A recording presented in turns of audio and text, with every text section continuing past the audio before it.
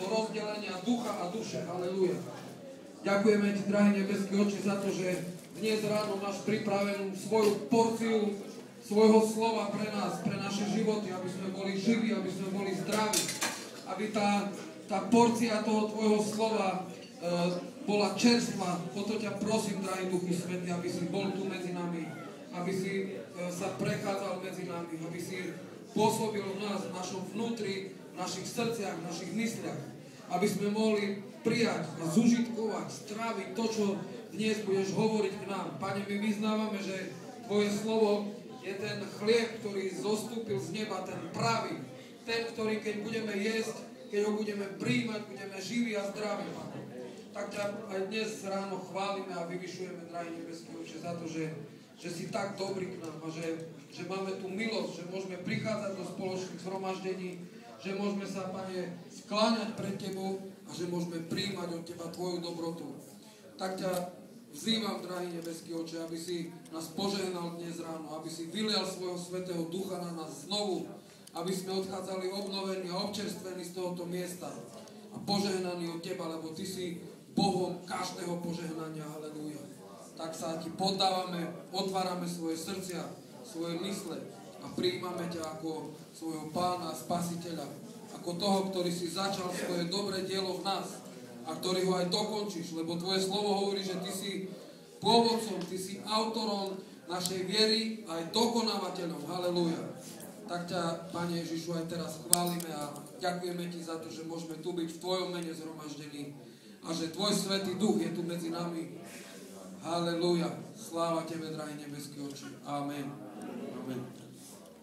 Halelúja. Bratia a sestry, chcem dnes ráno nás pozbudiť k tomu, aby aj teraz, keď sme v tom predveľkonočnom období, je obdobie postu, vieme veľmi dobre, chcem nás pozbudiť k tomu, aby sme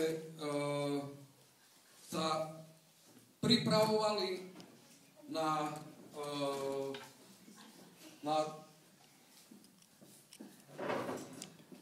ten moment, kedy Pán Ježiš Kristus zomrel na kríži a on to urobil pre nás, pre všetkých. Zomrel, aby my sme mohli žiť. Aby my sme mohli byť večne živí. On zomrel na kríži. A tomu predchádzali určité udalosti, ktoré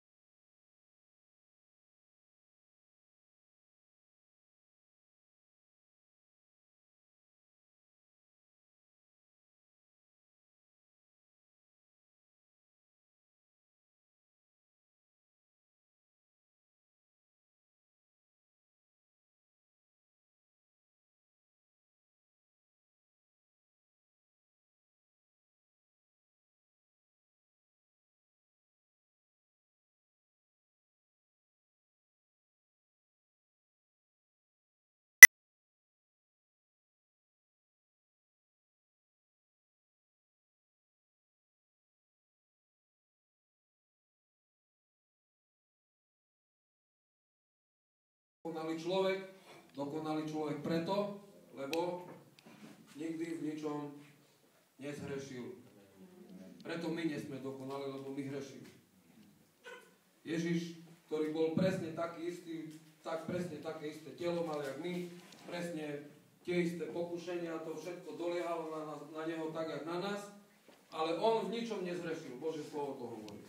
Čiže tento Pán Ježiš Kristus bol obetovaný na kríži za nás, aby my sme mohli večne žiť, aby my sme nemuseli na veky zomrieť a byť odlúčení od Boha, ale aby sme mohli prísť domov, ku Bohu, ku Otcovi.